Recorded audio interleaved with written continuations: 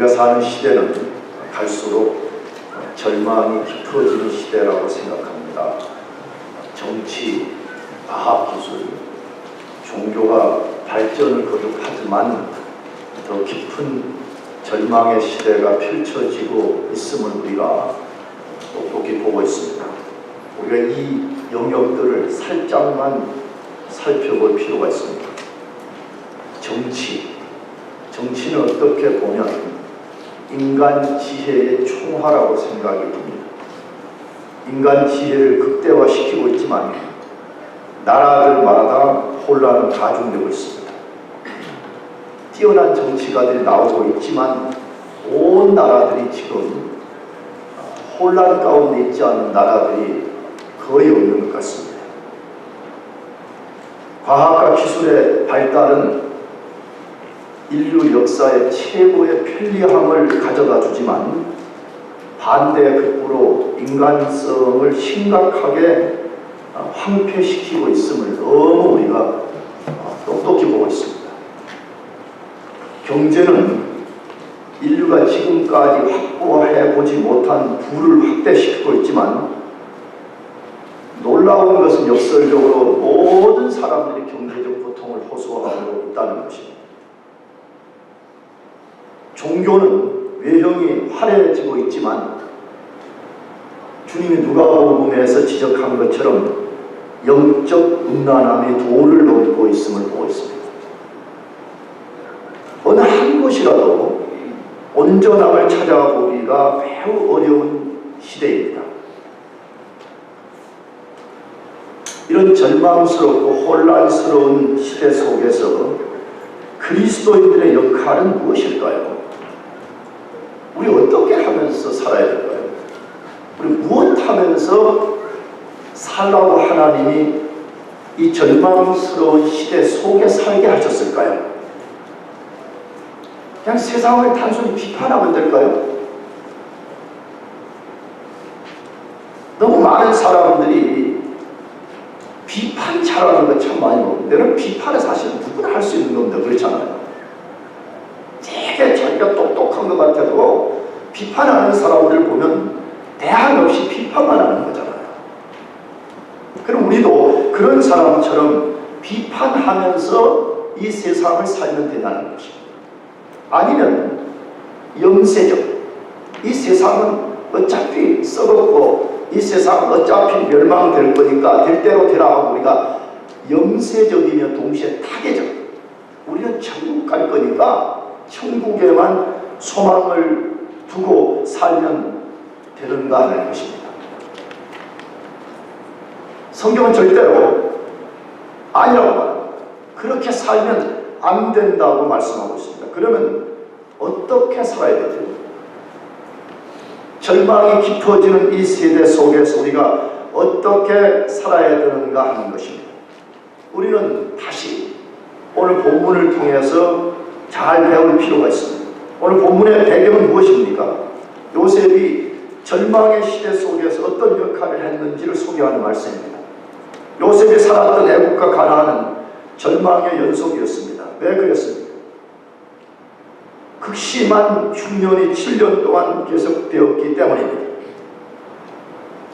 가나안은 말할 것도 없었고 애국 땅에 있던 사람들과 짐승들이 다 죽게 된 상황이었습니다. 언젠가도 말씀드렸지만 우리는 성경을 너무 가볍게 읽는 경향이 있어서 그냥 무슨 배가 좀 많이 고팠는가 보다 이런 정도로 생각하기 쉬운데, 이 7년간의 흉년이라는 것은 모든 것을 앗아가버린 절대 절망의 상황을 만든 상황이었습니다. 그때 요셉이 미리 저장해둔 곡식을 풀어서 절망 중에 있는 사람들과 짐승들을 살려냈습니다. 뿐만 아니라 자기가 섬기는 왕의 왕권을 강화시켰고 국가의 시스템을 바꾸기까지 했다고 소개되어 있습니다.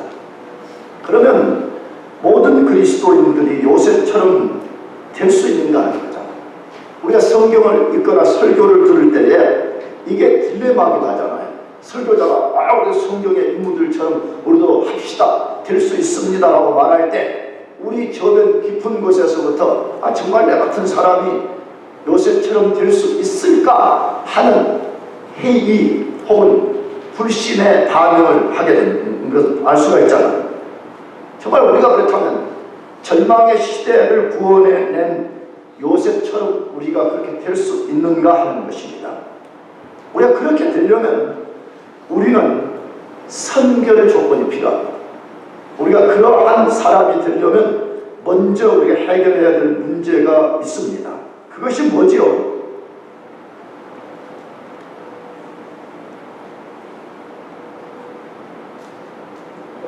어떻게 요셉 한 사람이 그럼 국가적 절망을 소망으로 바꿀 수 있었는가를 먼저 우리가 아는 데서부터 출발해요. 요셉도 우리가 똑같은 인간이었어요. 어떻게 똑같은 한 인간이 절망에 빠진 한 국가와 한 지역을 살려낼 수 있었는가 하는 것입니다. 그 요셉은 어떻게 그것이 가능했죠? 성경은 아주 천둥처럼 우리들에게 말씀합니다. 성경은 밤하늘을 밝히는 햇불처럼 우리에게 분명하게 말씀한 하나의 핵심이 있습니다. 그게 뭐죠? 하나님이 요셉과 함께 해주셨기 때문이라고 말씀합니다. 이걸 반대로 말하면 그가 하나님 손에 붙잡혀 있었기 때문이라고 말씀하고 있습니다. 따라서 우리가 요셉과 같은 역할을 하려면 하나님이 우리와 함께 해주시는 것을 사모해야 됩니다. 하나님이 자비를 베풀어 주셔서 우리와 함께 해주시기를 간절히 사모해야 되는 것입니다. 내가 자주 말씀드렸죠. 하나님이 온 세상에 가득한 편재라는 개념과 하나님이 정말 자기의 살아계심을 우리에게 드러내주는 임재는 분명히 다른 거라고. 여러분, 하나님은 지금도 우리와 함께 하십니다. 믿습니까? 그럼 문제는 진짜 그 함께 하시는 하나님의 임재를 내가 경험하고 사느냐, 이것은 완전히 다른 이야기예요. 그러므로 우리가 절망의 시대를 구원해낸 요셉 같은 사람으로 살고 싶다면 우리는 사활을 걸고 하나님이 우리와 함께 해주시기를 사모해야 되는 것입니다. 이걸 우리 편에서 바꿔놓으면 우리가 그분의 손에 붙잡히도록 우리 자신을 그분께 드려야 되는 것입니다. 하지만 하나님, 나를 붙잡아 주십시오. 나를 붙잡아 사용해 주십시오 라고 우리 자신을 그분께 드리는 것이 필요합니다. 만일에 그렇게 하면 된다면 우리도 반드시 절망의 시대를 구원하는 사람이 될 수 있습니다. 그것이 국가적이 아니어도 얼마나 많은 영역에 지금 절망이 깊어지고 있어요. 개인들이 절망에 빠져 있습니다. 가정들이 절망에 빠져 있습니다. 국가가 절망에 빠져 있습니다. 여러분이 속한 영역들이 절망에 빠지는 걸 보고 있잖아요. 여러분, 그 절망의 시대를 구원해낼 수 있다고 말씀합니다.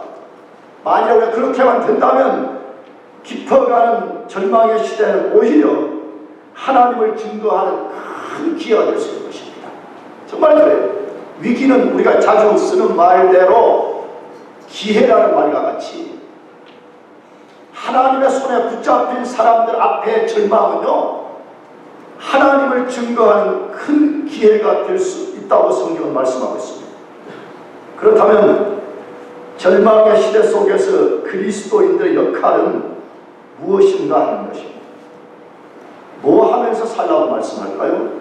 첫째, 하나님이 만물의 주권자임을 알리는 역할을 하라고 말씀해요. 하나님이 만물의 누구라고요? 주권자, 그분이 주인이시고 그분이 모든 프로비던스를 펼치시는 분인 것을 알리는 역할을 하라고 이렇게 말씀해요. 물론 당연하죠. 우리가 그걸 믿어야만이 알릴 수 있는 거죠. 근데 우리가 그걸 믿을 뿐만 아니라 그것을 증거하는 역할을 하고 살라고 말씀해요. 창세기 47장 13절에 더욱 기근이 더욱 심하여 사방에 식물이 없고 애굽 땅과 가나안 땅이 기근으로 쇠약하니라고 되어 있습니다. 47장 15절까지 읽어보게 되면 이 심해진 기근이 애굽 땅과 가나안 땅에 계속됐더라고 세 번이나 반복되어 나와 있어요. 이 기근은 애굽 땅에만 있었던 것이 아니고 가나안 땅까지도 계속되고 있었다고 반복해서 말씀하셨어요. 그럼 우리가 다시 성경에 질문을 던져야 돼요. 왜 성경에는 흉년이 왔으며 흉년이 가중되었다고 반복해서 소개하고 하는가 하고 질문을 던져요. 왜 애굽 땅에 흉년이 더 심해졌을까요? 왜 점점 극심해지는 흉년을 통해서 애굽 사람들이 곡식 사기 위해서 가지고 있던 모든 돈을 진하게, 내가 가진 성경은 진하게 다 없앴다는 거예요. 곡식 사기 위해 짐승과 토지를 다 내어줬다는 거예요. 심지어 몸까지 바로에게 바치는 역사가 일어났다고 이렇게 말해요. 다시 질문해 봅니다. 흉년을 통해서 이루시고자 하는 하나님의 뜻이 성취되지 않았습니다. 그것이 뭐였죠? 가나안 땅에 있었던 하나님의 백성들, 야곱과 그의 가족들 전부를 애굽으로 이주시키는 거잖아요. 흉년이라는 수단을 통해 이주를 다 시켰잖아요. 그렇다면 하나님의 뜻이 거의 다 성취가 된 것처럼 보여져요. 그러면 흉년을 즉각 중단시킬 수도 있었음에도 불구하고 그 흉년이 계속 7년 동안 지속되었다라고 소개하고 있습니다. 왜 그랬을까요? 왜 하나님이 자기의 백성들을 애굽 이주시키는 계획을 다 성취시켰음에도 불구하고 더 7년까지 끝까지 흉년이 진행되게 하셨을까 하는 것입니다. 뭐 때문이죠? 흉년을 통한 하나님의 또 다른 계획이 남아있었기 때문입니다. 우리가 이것을 읽어내는 것이 굉장히 중요하다고 생각해요. 내가 언젠가 대학부 설교 때 말씀드렸지만 상당히 많은 그리스도인들이 삶에 흉년과 같은 위기가 찾아오면 흉년이라고 하는 것을 일시적으로 피하려고만 하는 거예요. 일시적으로 도망가려고만 사람들이 하는 거예요. 그런데 하나님은 흉년을 통해서 우리가 다 알지 못하는 큰 계획을 갖고 있음을 우리가 늘 기억해야 돼요. 그렇다면 애굽 땅에 흉년이 계속된 이유, 무엇 때문에 하나님이 그 흉년을 지속시켰죠? 누가 만물의 주권자인가를 알게 만드는 것이에요. 누가 과연 이 만물의 주인이냐는 것이에요. 누가 과연 우리 자신과 애국과 온 세계를 누가 주관하는지를 하나님이 분명히 보여주기 위해서 그렇게 하고 있는 것입니다. 누가 만물의 컨트롤을 하는 주인이냐 이거예요. 그 방법이 무엇입니까? 하나님은 어떤 방식으로서 자신의 주권자됨을 온 세상에 알리는 것이에요. 제일 먼저 하나님은 자신이 애굽 땅에서 할 일에 대하여 바로로 하여금 꿈을 꾸게 만들었습니다. 이게 하나님의 방식이에요. 하나님은 항상 자기가 하실 일을 미리 알려주세요. 그게 무슨 바로처럼 꿈을 꾸든지 아니면 선지자를 통해서든지 아니면 오늘 완성된 성경의 말씀을 통해서든지 항상 하나님은 우리와 역사에 행하실 일을 미리 알려주신다.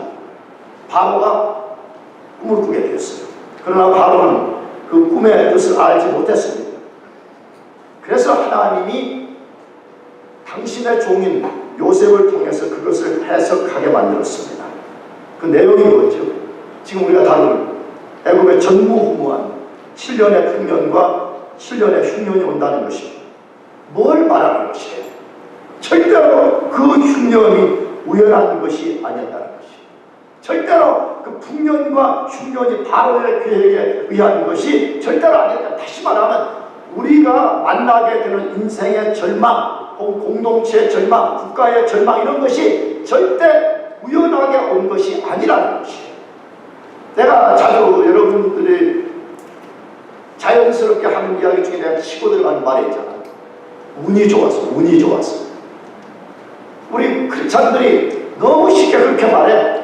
운이 좋아서 됐다는 거예요. 어디 어플리케이션에서 받아들였어. 야, 너 진짜 잘했다, 훌륭하다. 운이 좋아서 됐다. 운이 좋아서.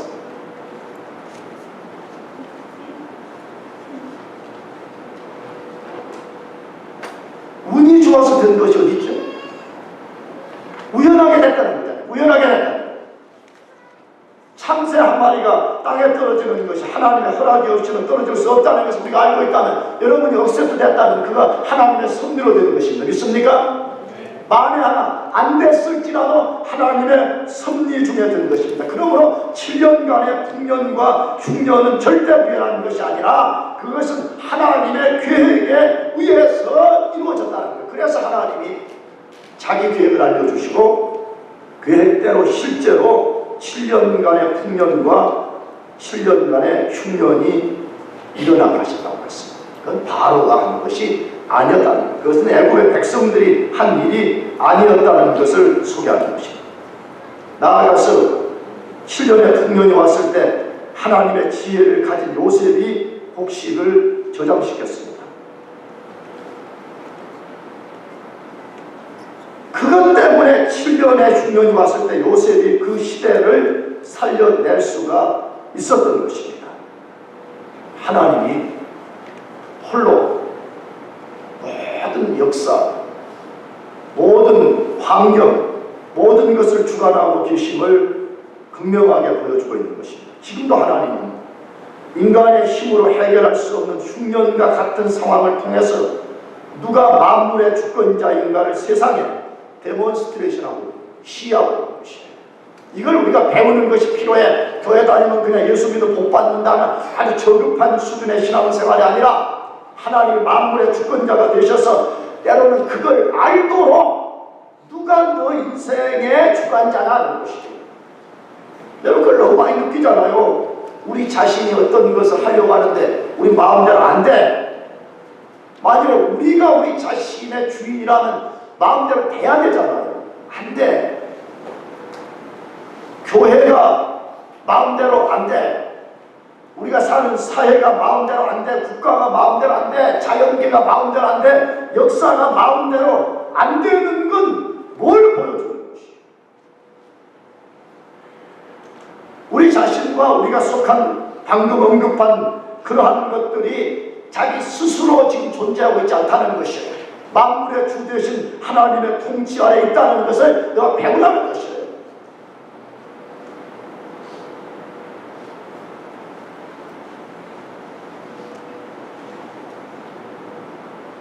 우리가 신앙적으로 성숙해지는 비결 중에 하나는 정말 이걸 우리가 배우고 거기에 순복할 수 있는 거 아닌 것이에요.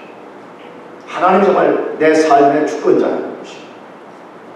얼마나 많은 사람들이 거짓된 복음에 속아가지고 자기 자신을 하나님께 복종시키는 주권을 인정하는 삶을 살려고 하지 않고 어떻게 하든지 자기 욕심을 성취하려고 하면서 이를 그르치는 경우가 너무 많이 있잖아요. 하나님만이 만물의 주권자이십니다. 믿습니까? 정말 그래요.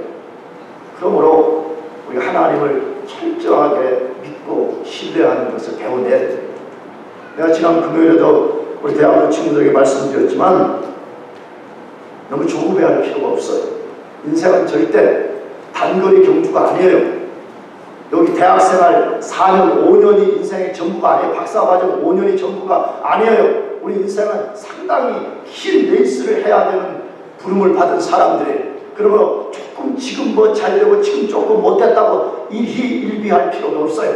인간이기 때문에 우리가 기쁘기도 하고 슬프기도 하겠지만 장거리 경주인 것을 믿는다면 우리 안에 착한 일을 시작하신 그분께서 우리 장거리 경주의 인생을 완주시켜 주실 것을 믿고 가야 돼요. 아멘? 믿고 가야 돼요. 의심하지 말고 내가 계획한 대로 안 됐을 때도 너무 낙심하지 않고 주권자 되신 하나님을 의지하고 그 주권 아래서 내가 기다리고 하나님 어떻게 내 삶을 이끄시는지를 내가 바라보고 기대하고 여러분 그것이 필요한 것입니다. 여러분 그런 사람만이 요셉처럼 절망의 시대 속에서도 하나님만이 만물의 주권자라는 것을 증거하는 삶을 살 수가 있는 것이에요. 누가 만일에 내 삶이 너무 비참한데 당신은 비참한 상황에서도 어떻게 내 기쁨으로 살 수 있습니까? 라고 묻는다면 말할 수 있어야 되잖아요. 난 내 삶이 지금 말로 다 할 수 없이 비참하지만 내 주 되신, 내 주권자 되신 하나님께서 내 인생을 이 절망의 상황에서 이끌어 주실 것을 믿기에 나는 기뻐하고 있다. 여러분 모두가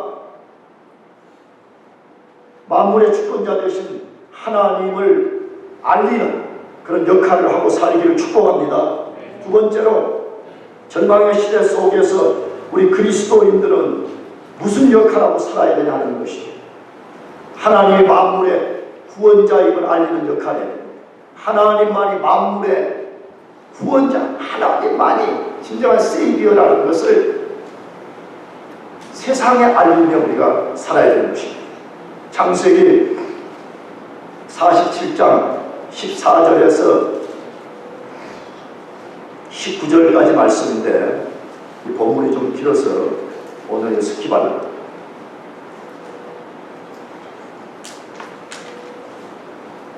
애국과 가나안 땅의 흉년이 극심해져 갈 때 누가 그 시대를 구원해냈죠? 본문에서는 요셉이었다고 반복해서 말씀하고 있습니다. 자주 말씀드렸지만 성경의 반복된 기법을 우리는 항상 주의해야 됩니다.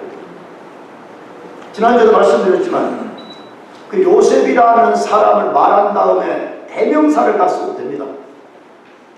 근데 오늘 본문 전체에 계속해서 이 일을 주도한 사람이 요셉이었다고 반복하고 있습니다. 14절에서도 요셉이, 15절, 16절, 17절, 18절, 20절, 21절, 23절, 26절 어떤 구절에는 두 번 반복된 걸 포함하면 매 절마다 그 일을 누가 했다고 그러죠?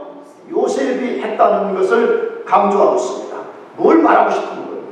지금 애국을 구원해낸 사람이 바로도 아니라는 거예요. 애국을 구원해낸 사람들이 백성들이 지혜를 짜가지고 만들어낸 것도 아니고 요셉 한 사람에 의해서 됐다는 것을 지금 계속 성경이 강조하고 싶은 거예요. 질문이 생깁니다. 어떻게 한 사람이 그런 일을 해낼 수 있는가 하는 것입니다. 어떻게 한 사람이 절망에 빠진 국가, 절망에 빠진 국가를 넘어선 그 지역을 구원해내는 사람이 될 수 있었는가 하는 것입니다. 어떻게 그것이 가능했죠?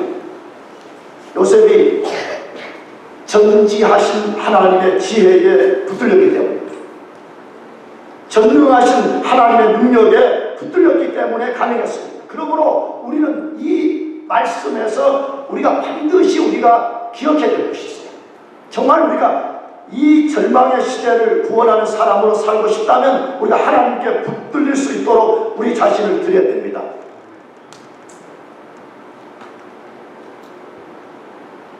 내가 지난 금요일에도 말씀드렸죠.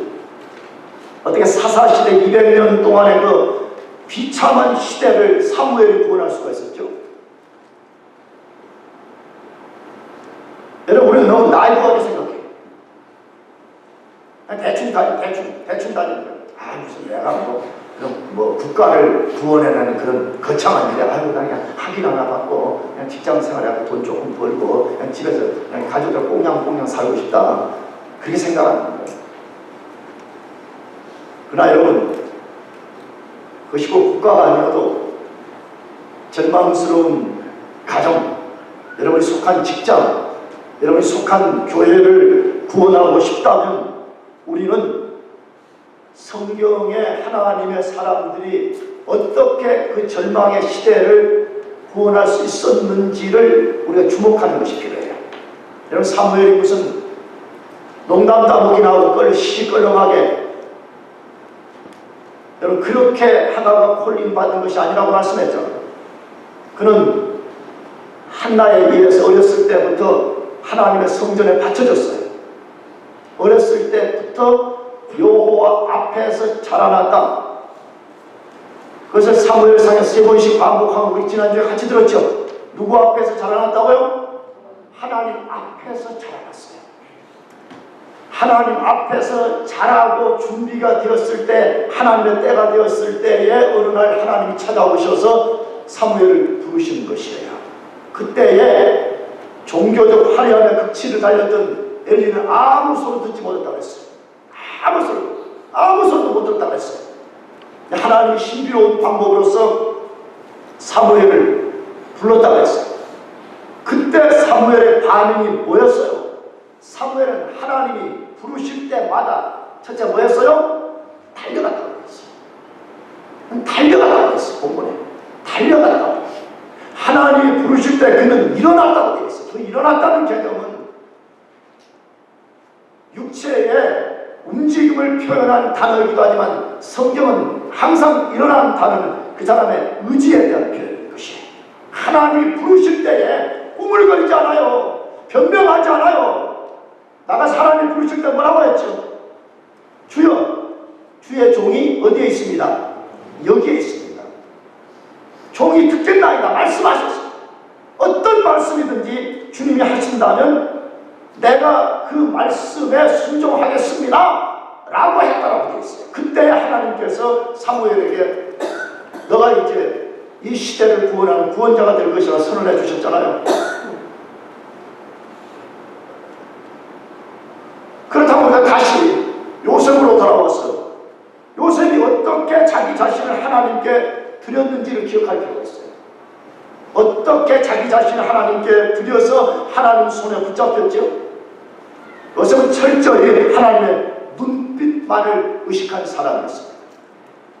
호람되어 신 앞에서, 신의 눈빛 앞에서 아무도 보는 사람이 없어. 그런데 어느 날 보디발의 아내가 유혹을 해서 성관계를 갖자라고 말했어요. 분명히 말했어요. 너와 나 외에는 아무도 보는 사람이 없다고 말했어요. 그때 요셉이 뭐라고 말했죠? 아무도 보는 사람이 없지만 내가 어찌 여호와께 득죄하리요 이렇게 말했어요. 무슨 말하는 거지? 나는 보는 사람이 없지만 나는 하나님의 눈빛을 의식하고 있기 때문에 나는 범죄할 수 없노라라고 말하는 것이에요. 여러분, 이것이 그가 그 자신을 하나님 손에 의탁하는 방식이었어요. 그렇게 할 때 하나님께서 요셉을 막 붙잡아서, 요셉의 닉네임은 뭐죠? 여호와께서 그와 함께 하심으로 형통하였더라가 요셉의 닉네임이에요. 어떻게 요셉이 가는 데마다 형통했냐, 심지어는 감옥에 들어가도 형통했습니다. 비결이 뭐였죠? 하나님이 요셉과 함께 하셨기 때문입니다. 할렐루야. 그러므로 우리가 진짜 꼭 국가적인 것이 아닐지라도 우리가 진짜 구원자가 되고 싶다면, 절망의 상황을 바꾸는 그런 구원자가 되고 싶다면 우리 자신이 하나님께 붙들리는 것을 배워내야 됩니다. 괜히 자신을 속이지 말아요. 네, 여러분, 야단치라고 이렇게 소리를 내는 절대 아니에요. 이상한 신앙이론을 갖고 와가지고는 아무도 안 해. 하나님 앞에 아무렇게 살라고 그래. 그리고 입만 열는 거라고 말하죠. 하나님 나를 사용해달라고. 여러분, 성경에 쓰임받은 하나님의 사람들을 다시 집에 가서 주목해서 읽어보시기 바랍니다. 방법은 다르고 색깔은 다르지만 다 그들이 하나같이 하나님의 손에 붙들려 있었습니다. 믿습니까? 많이 배운 사람이든 적게 배운 사람, 잘난 사람이든 못난 사람이든 하나님의 손에 붙들릴 때 하나님이 그들을 사용하셨던 것입니다. 그러면 어떤 방식으로 요셉이 애국을 흉년해서 구원해냈습니까? 큰 자비를 베풀면서 구원했다고 소개하고 있습니다. 요셉이 애국 백성들에게 큰 자비를 베풀었다고 소개되어 있습니다. 어떤 면에서 그렇습니까? 요셉이 7년간 찾아온 풍년 때 보관하고 있던 곡식을 백성들이 소유한 돈, 짐승, 토지와 바꾸면서 그들을 살게 만들어 주었습니다. 이런 당연하다고 생각하면 안 됩니다. 만일에 요셉이 곡식을 방출하는 자비를 베풀지 않았다면 애국인들은 곡식을 살 수 없었을 뿐만 아니라 모두 죽고 말았을 것입니다. 그래서 요셉은 예수 그리스도에 대한 모형이 아닐 수가 없어요. 여러분, 우리 교회 다니면 하나님의 은혜 당연히 받아야 되는 걸 줄 알아요. 그럼 절대 그렇지 않습니다. 사실 우리 조상들은요, 우리 믿음의 선배들은 하나님께 은혜를 구할 때도 우리처럼 막 팔을 걷어붙이고 막 하나님 은혜 당연히 내가 받아야 됩니다. 그런 자세를 취하지 않았습니다. 하나님, 이 죄인을 불쌍히 여겨주시사 자비를 베풀어 주십시오. 이것이 그들의 기도의 시작이었습니다. 무슨 의미가 들어있는 거죠? 하나님이 자비를 베풀어 주지 않으시면 우리가 못 받는다는 거 믿습니까? 그러므로 우리가 하나님의 은혜를 믿는다는 것은 받을 수 없는, 그 은혜를 받을 수 없는 우리에게 하나님이 자비를 베풀어 주셨다는 증거가 아니에요? 요셉이 그 백성들에게 자비를 베풀어서 7년 동안 보관했던 그 곡식을 방출함으로써 애국인들이 살게 됐습니다. 그런데 요셉은 그 곡식을 백성들에게 그냥 주지 않고 철저하게 돈, 짐승, 토지를 받고 팔았다라고 소개되어 있습니다. 왜 팔고 곡식을 해줬을까? 왜 돈 받고 팔았을까? 그 당연한 거 아니에요. 당연히 돈 받지요. 맞아요. 당연하죠. 당연히 돈 받았죠. 매우 중요한 이유가 있었던 것으로 추정이 됩니다. 그것도 한두 가지가 아니고 여러 가지 이유가 있었던 것으로 추정이 됩니다. 그러나 여기서 그걸 다 소개할 수는 없습니다. 다만 두 가지를 소개하고 싶습니다. 하나는 백성들이 미래를 대비치 않는 게으름을 깨우치기 위함이라고 생각합니다. 또 하나는 국가의 틀을 바꾸려는 의도 때문이라고 성경이 이것은 명백하게 말씀하고 있습니다. 국가의 시스템을 바꾸려고 하는 내용은 20절 이하에서 소개가 되고 있는데 그 뒤에 가서 다시 우리가 같이 나누려고 합니다. 그렇다면 왜 애국인들은 흉년을 대비하지 못했을까요? 왜 흉년을 대비하지 못하고 있다가 흉년이 깊어질 때 모든 것을 내어주고 겨우 목숨을 연명한 곡식을 얻는 그런 상황에 떨어졌냐는 것이죠. 왜 흉년 대비하지 않는 것이죠? 알고도 대비하지 않았던 것이죠. 저는 이것이 확실하다고 생각합니다. 알고도 대비하지 않는 것입니다. 근거가 뭐죠? 요셉이 풍년 때 흉년을 대비하도록 온 땅에 명령을 내렸고 풍년 때 이미 우리가 읽은 성경에 보게 되면 국가성, 그러니까 국가가 성 안에 만들어 놓았던 모든 성이 있는 창고의 곡식을 쌓도록 했고 실제 백성들이 동원이 돼서 그 창고의 곡식을 쌓았더라라고 되어 있습니다. 그런데 애국인들은 대비하지 않았던 것입니다. 왜 대비하지 않았을까요? 분명히 2인자가 명령을 내렸어요. 앞으로 흉년이 올 것이니까 흉년을 대비해서 저장해라. 그래서 사람들이 보였어요. 사람들이 막 지금 성에 있는 창고에다가 곡식을 막 산더미처럼 쌓는 것을 보았습니다. 그랬음에도 불구하고 애국의 많은 백성들이 대비하지 않았다는 것입니다. 왜 그런 것이죠? 계속되는 풍년 속에서 자기를 속이는 것이 에이 설마 흉년이 오겠어? 아니 이렇게 지금 곡식이 넘쳐나서 지금 발에 짓밟힐 정도로 이렇게 많은 곡식이 생산되고 있는데 흉년이 오겠어? 안 믿는 것이 믿었다고 해도 나는 이렇게 생각해. 그래도 그렇게 무슨 심각한 흉년이 오겠어. 그래서 최소한 우리가 배불리는 못 먹어도 그래도 끼니는 때울 정도는 되겠지 라고 생각하는 것입니다. 뭘 보여줘? 애국민들의 모습은 어쩌면 이 시대에 우리들의 모습이 아닌지 잘 생각해 봐야 돼요.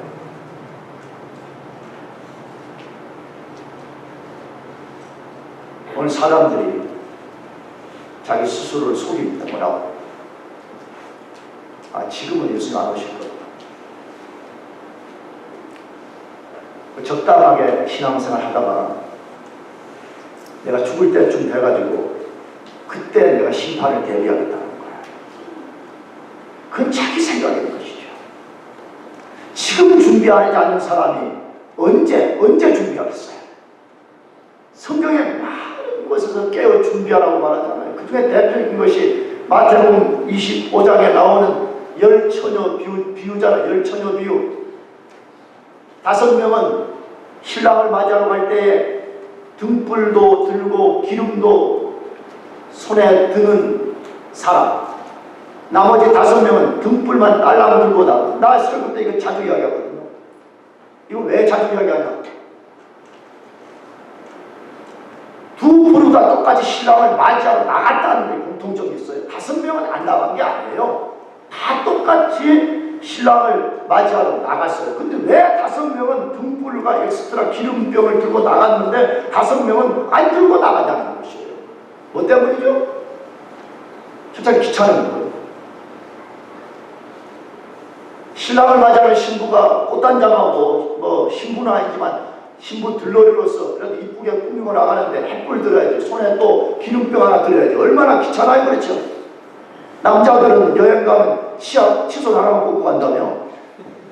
그럴 정도로 들고 가는 건 귀찮아하니까. 그럼 뭘 모르죠? 그럼 신앙생활이라는 거군요. 귀차니즘을 극복해. 자기 잘 것 하자.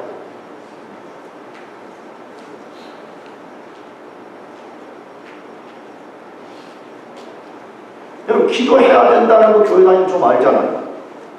기도해야 된다는 기본적으로 생각을 하잖아요. 왜 안 되지? 귀찮은 거예요. 내가 기도하려면 집에서 랩탑 펴놓고 TV 보고 그런 것보다 또 보따리 싸가지고 교회 나와야지 뭐 귀찮은 거예요.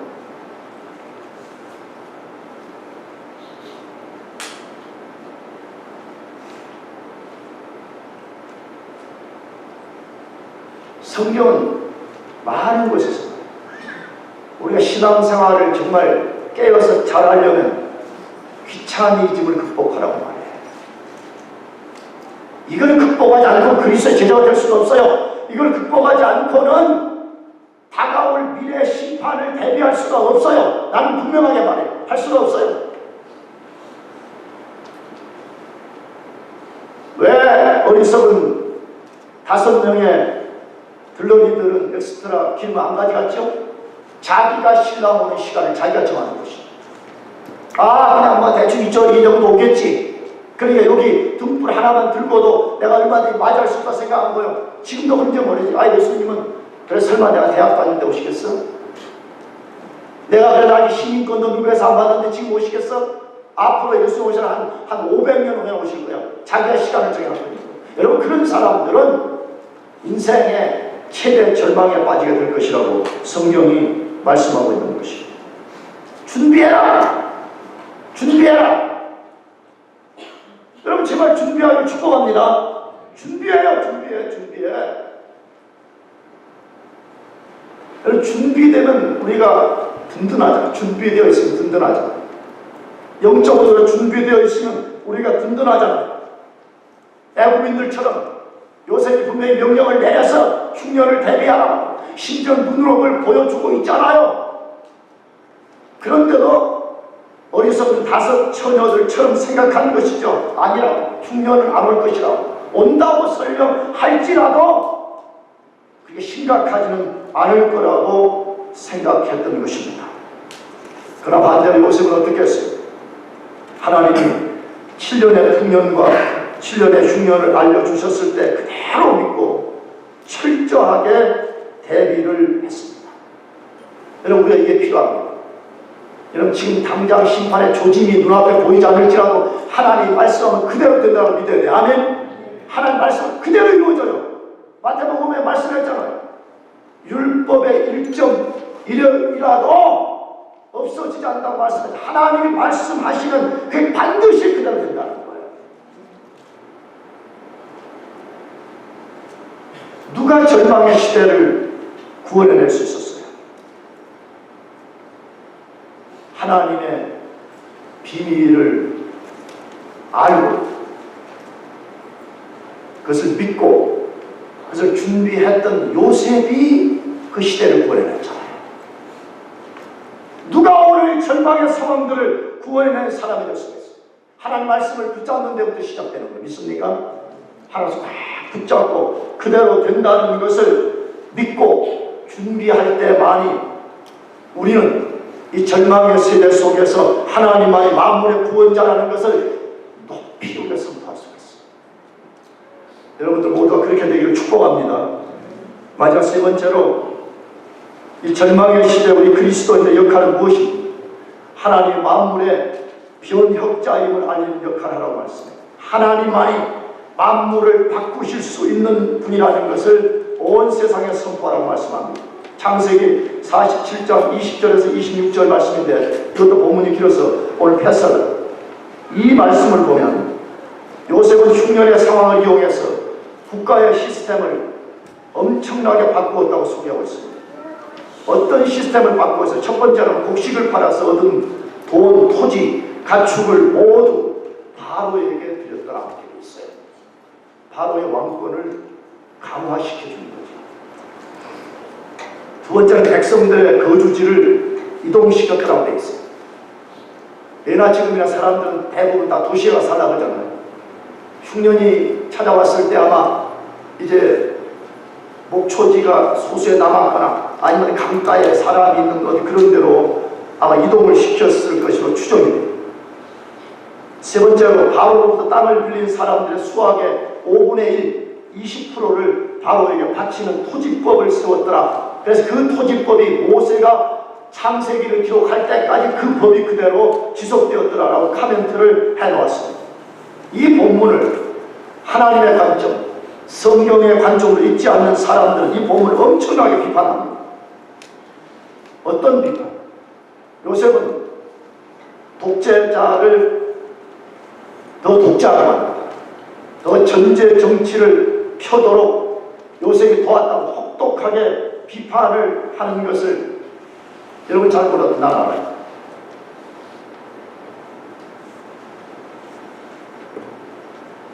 정말로 비판자들의 말과 같이 요셉이 바로를 그렇게 만들어주고 자신이 반대 급부를 얻기 위해서 그렇게 했을까요? 항상 우리가 어떤 비판을 들으면 우리가 다시 성경에 질문을 던져볼 필요가 있어요. 정말로 요셉이 비판자들의 말처럼 독재자에게 아부해가지고 독재자를 부자되게 만들어주고 반대급부를 얻어서 그가 바로의 왕궁에서 호의호식하려고 그렇게 했냐는 것이 성경은 절대로 아니라고 했습니다. 만일에 요셉이 그런 동기로서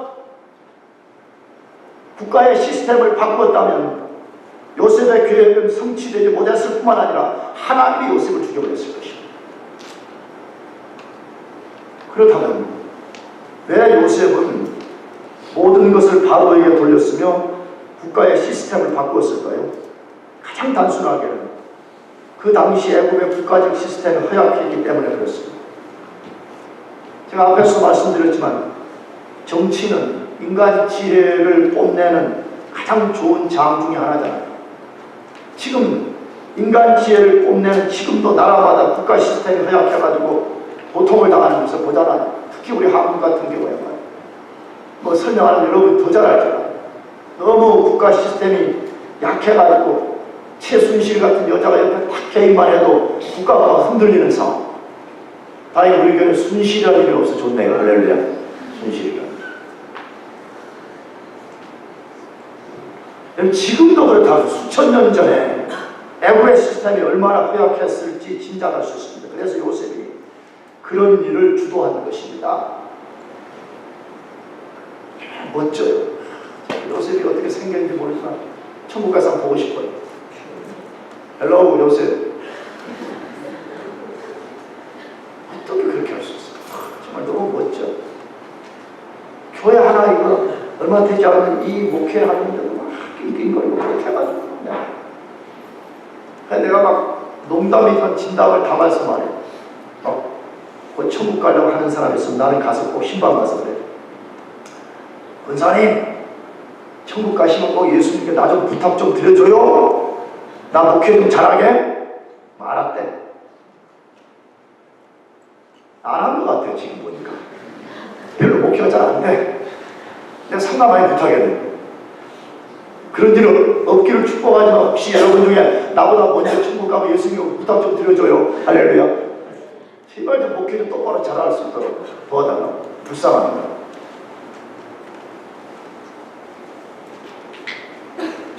그러나 요셉이 국가 시스템을 바꾼 더 큰 이유가 있었습니다. 그것은 바로의 행위에 대한 하나님의 보상이었습니다. 잘 기억해요. 바로에 대한 하나님의 보상이었습니다. 무엇에 대한 보상입니까? 무엇을 하나님이 바로에게 보상해 준 것입니까? 바로가 하나님의 백성들인 야곱의 식구들을 선대해서 애굽으로 이주시킨 것이었습니다. 이전에도 강의할 때 말씀을 드렸지만 여러분, 이민자 중에서 야곱과 야곱의 가족들처럼 국가적 초대를 받은 사람들이 드뭅니다. 심지어 바로 왕이 타던 수레를 보내가지고 그 수레를 타고 이민을 오는 그런 케이스가 드물잖아요. 근데 바로가 하나님의 자녀들인 야곱의 가족들을 선대하게 될 때에 하나님이 그것을 기억하고 있었던 것이에요. 그래서 하나님이 바로의 선한 행위를 축복한 것이에요. 무엇 때문에? 하나님이 창세기 12장 3절 상반절에 아브라함을 통해서 약속을 했습니다. 너를 축복하는 자에게는 내가 복을 내리고 너를 저주하는 자에게는 내가 저주하리라고 약속을 하셨습니다. 여러분, 이 말씀은 지금도 시퍼렇게 살아있습니다. 믿습니까? 그러므로 하나님의 자녀들이 좀 당당해지라는 거예요. 내가 누가복음을 강의할 때 주님 말씀하셨잖아요. 너희는 복음을 전하러 나갈 때 신발이나 다른 어떤 것도 갖추지 말고 당장 나가라 그랬잖아요. 뭐 때문에? 너희가 그걸 한다면 너희 필요를 내가 채울 것이라고 하나님이 선언한 것이기 때문에 그렇잖아요. 지금도 하나님의 백성들을 축복하는 사람을 하나님이 축복할 것이고, 반대로 하나님의 백성들을 저주하는 사람을 하나님께서 저주할 것이라고 분명하게 선언했으며 그 말씀은 지금도 시퍼렇게 살아있습니다. 그러므로 여러분이 하나님의 자녀들이 맞다면 좀 당당하게 축복합니다. 당당해. 교만하라는 말이 아니에요. 겸손하면서 좀 당당하게 말해. 내가 하나님의 자녀라고 하는, 내가 얼마나 큰 프리빌리지를 갖고 사는 사람인가를 좀 알고 좀 당당하게 좀 맞서라는 거예요. 정말 기분 나쁘면 하나님 앞에 불평하고, 조금만 하면 교회 안 나고, 조금만 하면 하나님 팽개치려고, 좀 그렇게 하지 말고 말이에요. 어떤 상황에서도 요셉처럼 내가 여호와께 득죄할 수 없습니다, 범죄할 수 없습니다, 하나님의 눈빛을 의식하고 살았던 사람처럼 좀 당당하게 살아보라는 것이에요.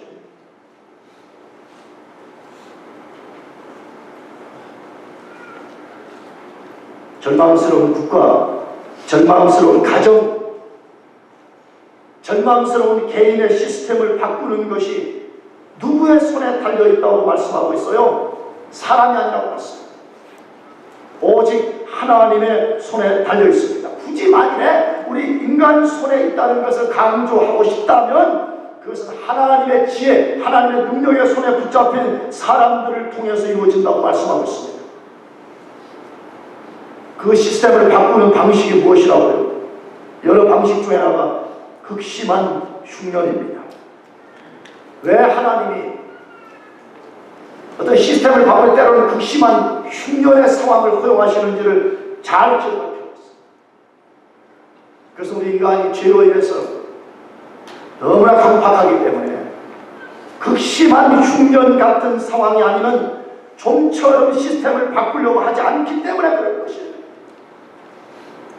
그리고 애국을 예로 들지 않으면 우리 자신을 보면 알잖아요. 우리가 좀처럼 안 바뀌려고 그러잖아요. 하나님이 우리 자신을 바꾸기 위해서 조금만 우리 삶에 개입하면 우리가 못 견뎌하고 도망가 버리는 걸 보면 알 수가 있잖아요. 그래서 하나님이 거대한 잘못된 절망의 시스템을 바꾸기 위해서 하나님께서 때로는 흉년 같은 상황을 심하게 만드시는 거예요. 그런 면에서는 어쩌면 현재 우리 조국의 곤란스러운 상황은 국가 시스템을 바꾸는 좋은 기회가 될지도 모른다고 생각합니다.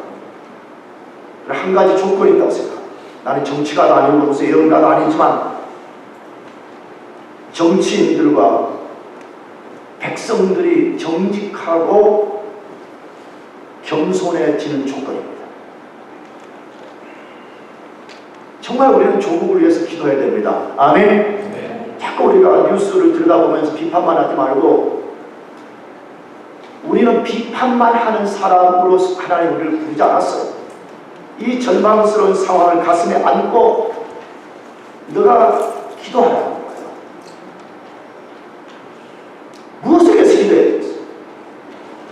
이 절망스러운 시스템을 바꿀 수 있도록 정치인들이 겸손해지고, 정치인들이 정직해지고, 우리 국민들이 겸손하고 우리 국민들이 정직해지는 일을 위해서 기도해요. 나는 그러면 살 길이 올 거라고 믿습니다. 아멘.